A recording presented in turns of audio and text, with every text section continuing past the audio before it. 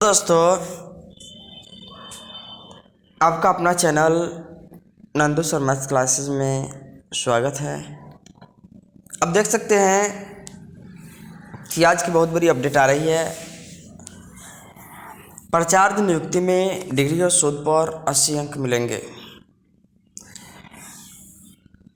विश्वविद्यालयों में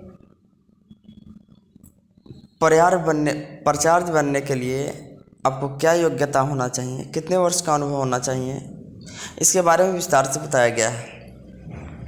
राज्य के अंगीभूत कॉलेजों में प्राचार्य नियुक्ति की नियमावली की अधिसूचना राजभवन ने जारी कर दी है।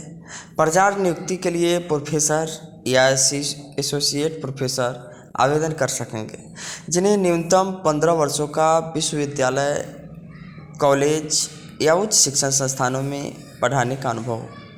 पीएचडी के साथ न्यूनतम 10 रिसर्च पब्लिकेशन रिव्यू या यूजीसी लिस्टेड जर्नल में होना चाहिए। किताब लिखने, रिसर्च प्रोजेक्ट, पेटेंट और इनोवेशन आदि के लिए न्यूनतम 110 स्कोर भी होना चाहिए। एकेडमिक और रिसर्च के लिए कुल 80 अंक और इंटरव्यू के लिए 20 अंक होंगे। आवेदन की अधिकतम आयु 60 वर्ष है। आरक्षण रोस्टर के आधार पर मेरिट लिस्ट तैयार होगा। अभी लगभग 200 अंगीभूत कॉलेजों में प्राचार्य के पद रिक्त हैं। कॉलेज प्राचार्य की नियुक्ति 5 वर्षों के लिए होगी। बेहतर परफॉर्मेंस के आधार पर 5 साल का एक और कार्यकाल विस्तार दिया जा सकता है। राज्य स्तर शिक्षण परिषद के शैक्षणिक सलाहकार प्रोफेसर NK सिंह ने बताया कि नई नियमावली के आधार पर प्राचार्य नियुक्ति में पारदर्शिता रहेगी। 20 अंक इंटरव्यू के लिए निर्धारित। प्राचार्य बनने के लिए 15 साल का न्यूनतम अनुभव जरूरी। राजभवन ने की प्राचार्य नियुक्ति नियमावली जारी। ठीक है दोस्तों, तो आप देख सकते हैं आज की बहुत बड़ी बिग ब्रेकिंग न्यूज में। और पटना हाई कोर्ट से जो एएनएम बहाली का रास्ता साफ हुआ था 10,709, वह फिर से बहाली फंसने के कगार पर है। एएनएम बहाली पर सुप्रीम कोर्ट जाएगी बिहार सरकार।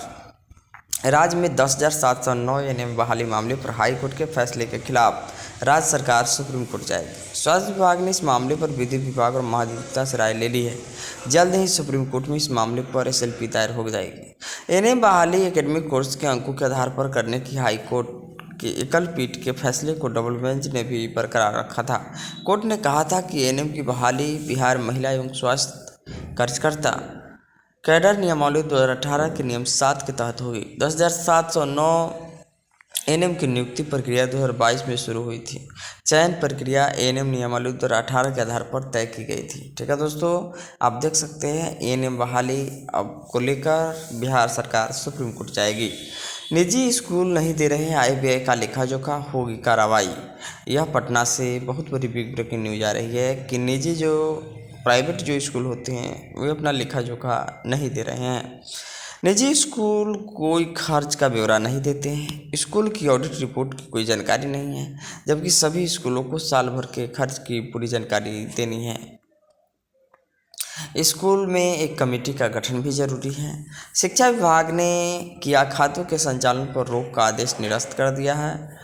कुछ दिन पहले विश्वविद्यालयों पर के खातों पर रोक लगा दी गई थी, पैसे नहीं मिल रहे थे, उसको अब निरस्त कर दिया गया है। 6 की बैठक में बुलाए गए सभी BC, प्रो-BC, FA, रजिस्ट्रार, कंट्रोलर और FO कुलपतियों को भेजा गया प्रस्तावित मीटिंग का एजेंडा। पटना हाईकोर्ट के आदेश के अनुपालन में कार्रवाई।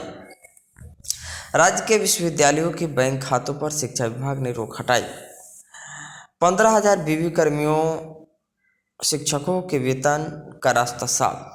शिक्षा सचिव ने कुलपतियों और बैंकों को भेजा पत्र। विभाग ने 3 महीने से वेतन पर लगी रोक भी हटाई। हाई कोर्ट ने 3 मई को पारित किया था आदेश। ठीक है दोस्तों, आप लोग देख सकते हैं बहुत बड़ी अपडेट दी गई है। 3 मई को सुनवाई के दौरान पटना हाईकोर्ट ने मगध विश्वविद्यालय बनाम राज्य सरकार 1 के तहत तत्काल बैंक खातों पर लगी रोक हटाने और वेतन चालू करने का आदेश पारित किया था। इसके बाद शुक्रवार को ही विभाग में उच्च स्तरीय बैठक हुई, जिसमें बैंक खातों से रोक हटाने का निर्णय लिया गया। क्योंकि राजभवन और शिक्षा विभाग के बीच बहुत दिनों से ये चल रही है, क्योंकि BC रजिस्ट्रार शिक्षा विभाग की जो बैठक होती है उसमें बुलाने पर नहीं पहुंचते हैं, जिसके कारण बैंकों के खातों पर रोक लगाई गई थी। शिक्षा विभाग ने सभी 13 विश्वविद्यालयों के बैंक खातों के संचालन पर डेढ़ माह से लगी रोक हटा ली है। साथ ही विश्वविद्यालय पदाधिकारियों के बंद वेतन को फिर से चालू करने को कहा है। इसके साथ ही 15,000 विश्वविद्यालय कर्मियों और शिक्षकों को वेतन मिलने का रास्ता साफ हो गया है। बीते 3 माह से इनका वेतन बंद था। शनिवार को शिक्षा सचिव वैद्यनाथ यादव ने सूबे के सभी विश्वविद्यालयों के कुलपतियों को पत्र लिखकर इसकी सूचना दी है। शिक्षा सचिव ने बैंक प्रबंधन को भी पत्र लिखकर सरकार के फैसले की जानकारी दे दी है। पटना हाईकोर्ट के निर्देश के बाद विभाग ने यह कदम उठाया है। दरअसल शिक्षा विभाग ने विभागीय बैठक में कुलपतियों के नहीं आने के बाद नाराजगी प्रकट करते हुए 28 फरवरी को सभी विश्वविद्यालयों के खातों पर रोक लगा दी थी। साथ ही प्रति कुलपतियों वो अन्य पदाधिकारियों के वेतन पर रोक लगा दी थी। इसके बाद सशस्त्र को छूट दी गई और कुलपतियों की बैठक फिर से बुलाई गई, लेकिन वे बैठक में फिर नहीं आए। इसके बाद विभाग ने 15 मार्च को फिर से बैंक खातों पर फिर से पूर्णतः रोक लगा दी। इसके बाद से विश्वविद्यालयों के बैंक खाते पर रोक है और विश्वविद्यालय कर्मियों के वेतन भी बंद है। इधर विभाग ने 6 मई को विश्वविद्यालयों के अफसरों की बैठक बुलाई है। ठीक है दोस्तों, आप देख सकते हैं बहुत बड़ी अपडेट जो बिहार शिक्षा विभाग से आ रही है। थैंक्स दोस्तों।